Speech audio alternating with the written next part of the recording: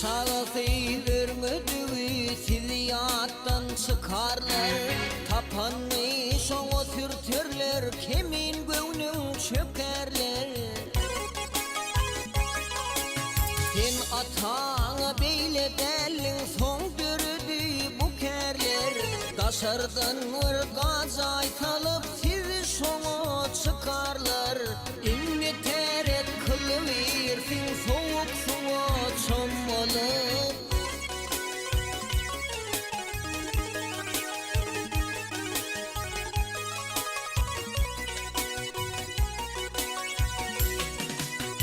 İki arı çotturupçuk kem örüğün daralar.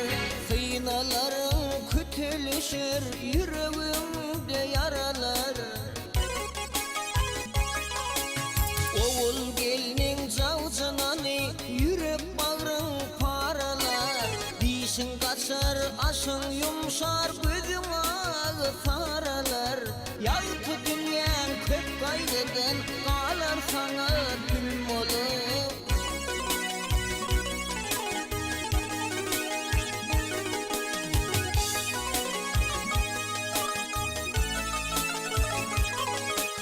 Lağar düşün iki arı könüyorum yapınar.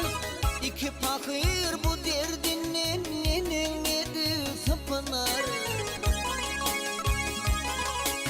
Geçenlerini yada salıp ağlamanı tapınar.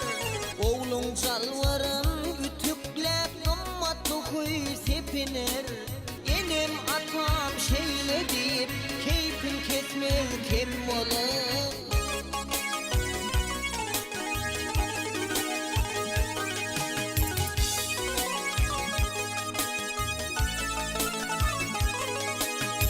İki sani çağ saç bakır yanşa tutup elini. Oh, iki sani çağ saç bakır yanşa tutup elini. Ölümde gerek var diye yığınar düşün malını.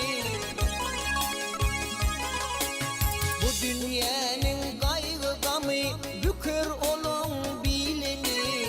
Başardıkça tutacak bulup ataların yol.